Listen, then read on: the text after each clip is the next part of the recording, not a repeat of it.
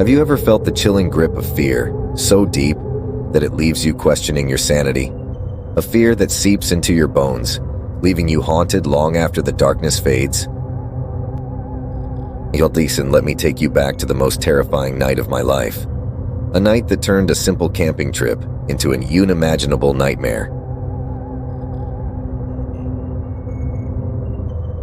It was supposed to be a weekend getaway, a chance for me and my friends to escape the chaos of city life. We were excited, carefree, as we set up our tents under the fading light of the sunset. The golden rays filtered through the trees, casting shadows that danced ominously on the ground. Laughter filled the air as we gathered around the crackling campfire, roasting marshmallows and sharing stories.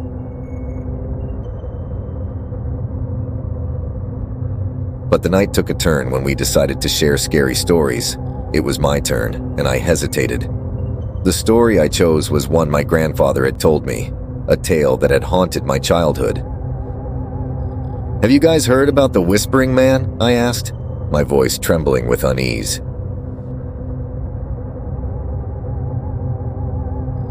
"Legend has it," I began, "that long ago, a man lived in these woods. His whispers could lure unsuspecting campers away from their tents.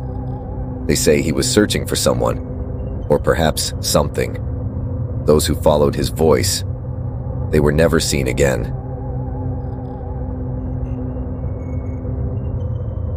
A chill ran down my spine as I continued. "Some say he's a lost soul, others believe he's a malevolent spirit, but everyone agrees. If you hear him whispering, you must never follow." The laughter faded, replaced by an unsettling silence. I felt an inexplicable chill creeping into our campsite, but I brushed it off, attributing it to the thrill of the tale.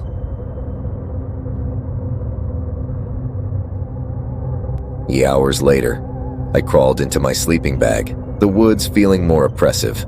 Sleep eluded me, and I listened to the wind rustling through the trees, convinced I could feel eyes on me.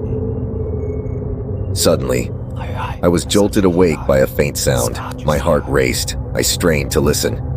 It was a whisper, a soft, beckoning voice just outside my tent. "Help me," it seemed to say. I froze. Was it possible? Had we unwittingly awakened something in these woods? "Help me, over here." The voice was so soft, so pleading. Panic surged through me as I realized I couldn't hear my friends breathing. It was as if the world had gone silent. I unzipped the tent flap just enough to peek outside. The moon hung high, casting a ghostly light across the clearing. For a moment, I saw nothing but shadows.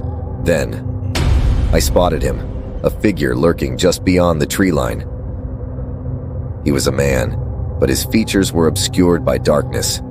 He seemed to be beckoning me with one hand, whispering something I couldn't quite catch. My blood ran cold. I wanted to scream, but fear paralyzed me. "Help me," he whispered again, his voice a chilling caress. I felt the terror creep in, reminding me of the story I had just told. This was no lost soul. This was the Whispering Man.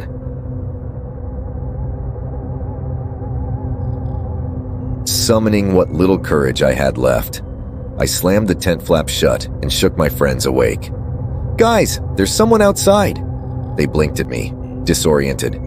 "What are you talking about?" Mark asked, rubbing his eyes. Before I could explain, the whisper came again, louder and more insistent. "Help me, I need your help."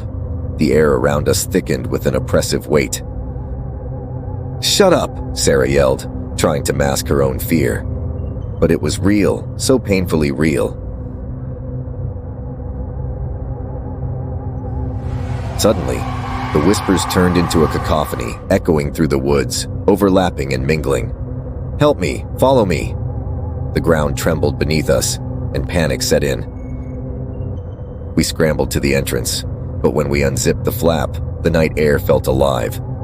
I stepped outside, and my breath caught in my throat. The clearing was empty, yet the whispers grew louder, surrounding us. "Run!" I shouted, and we bolted into the woods, the whispers trailing behind us like a sinister song. The trees closed in around us, branches clawing at our clothes. I lost all sense of direction, every sound amplified, every rustle a threat. In our panic, we separated. I stumbled deeper into the woods, the darkness swallowing me whole. Finally, I tripped and fell, the ground catching me as I landed hard, and then I saw him again, the whispering man. He loomed over me, his hollow eyes glowing with a sinister light. "Why did you leave me?" he whispered, his voice like ice slicing through my veins. "You must help me."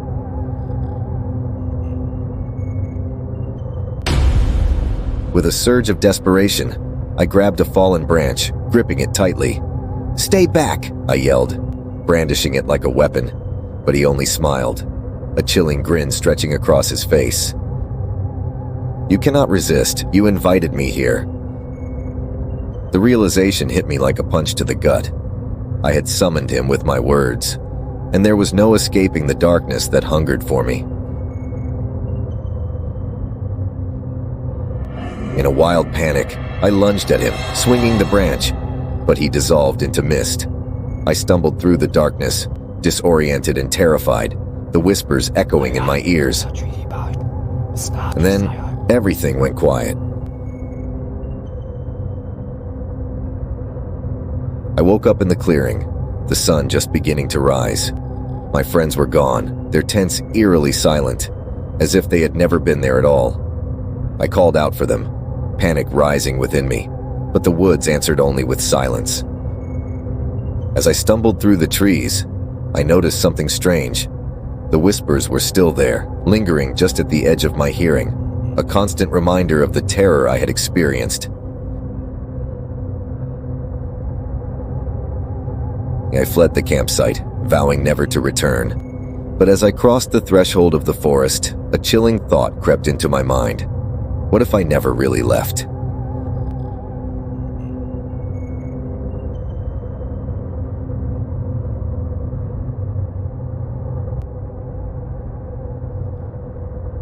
You should have stopped listening. Now you're marked.